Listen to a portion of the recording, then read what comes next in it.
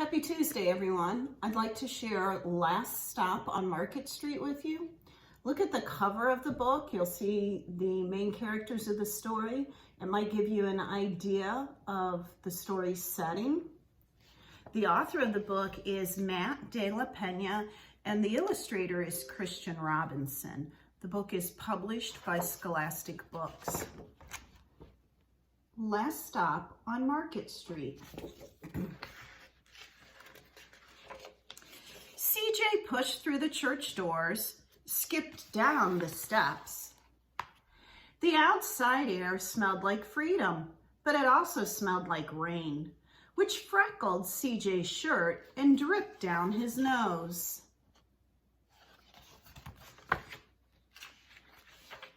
He ducked under his Nana's umbrella, saying, "How come we gotta wait for the bus in all this wet?" "Trees get thirsty too," his Nana told him. "Don't you see that big one drinking through a straw?" CJ looked for a long time, but never saw a straw.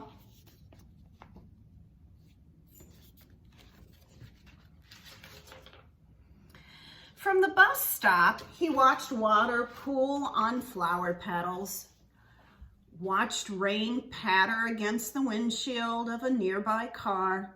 His friend Kobe climbed in, gave CJ a wave, and drove off with his dad. "Nana, how come we don't got a car?"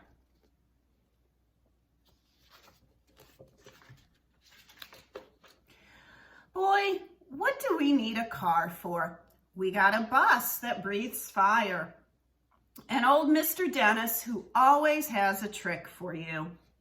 The bus creaked to a stop in front of them. It sighed and sagged, and the doors swung open.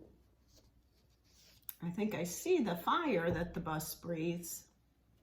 Who do you think Mr. Dennis is? "What's that I see?" Mr. Dennis asked. He pulled a coin from behind CJ's ear, placed it in his palm. Nana laughed her deep laugh and pushed CJ along. They sat right up front. The man across the way was tuning a guitar. An old woman with curlers had butterflies in a jar. Nana gave everyone a great big smile and a good afternoon. She made sure CJ did the same.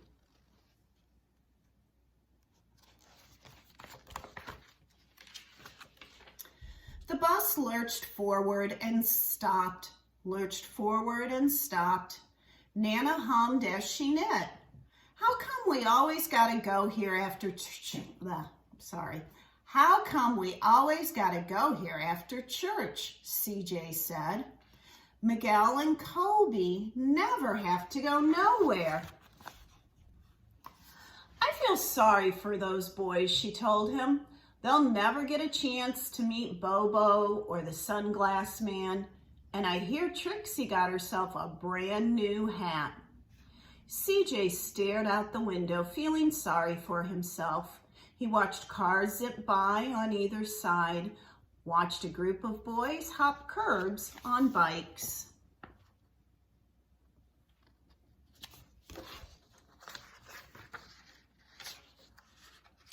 A man climbed aboard with a spotted dog.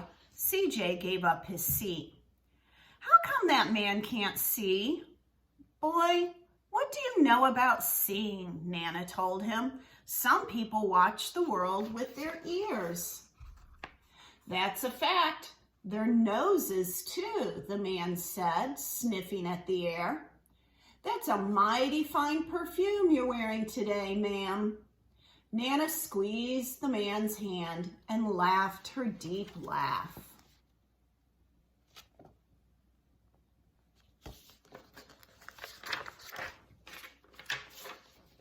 Two older boys got on next. CJ watched as they moved on by and stood in back. "Sure wish I had one of those," he said. Nana set down her knitting. "What for? You've got the real live thing sitting across from you. Why don't you ask the man if he'll play us a song?" CJ CJ didn't have to. The guitar player was already plucking strings and beginning to sing. "To feel the magic of music," the blind man whispered, "I like to close my eyes." Nana closed hers too. So did CJ and the spotted dog.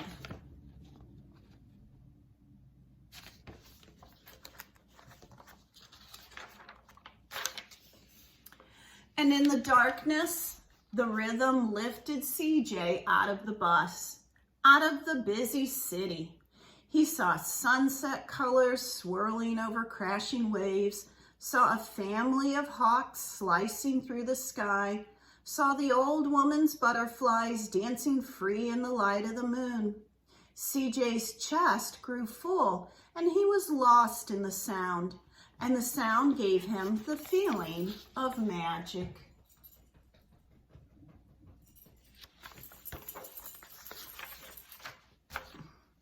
The song ended and CJ opened his eyes.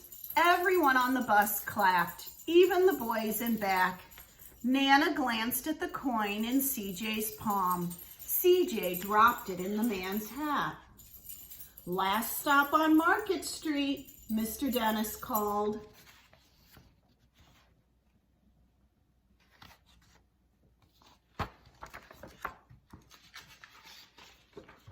CJ looked around as he stepped off the bus. Crumbling sidewalks and broken down doors, graffiti tagged windows and boarded up stores.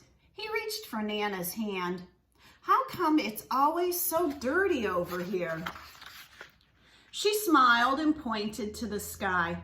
"Sometimes when you're surrounded by dirt, CJ, you're a better witness for what's beautiful."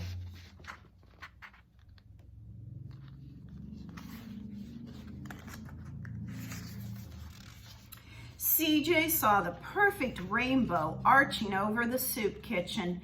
He wondered how his Nana always found beautiful where he never thought to look.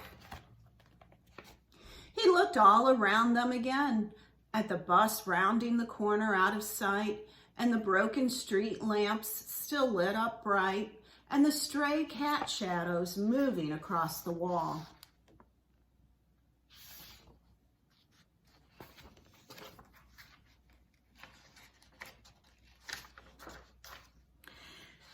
When he spotted their familiar faces in the window, he said, "I'm glad we came."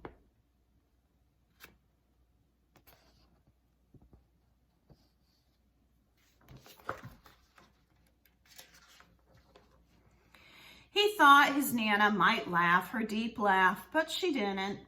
She patted him on the head and told him, "Me too, CJ. Now come on."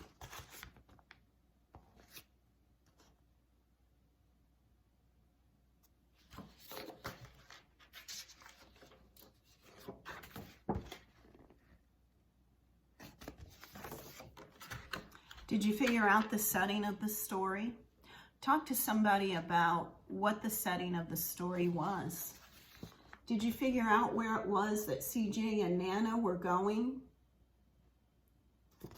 They're doing something to help others out. Maybe you can think of something that you can do.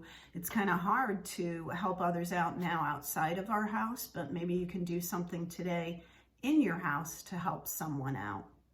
Enjoy the rest of your day.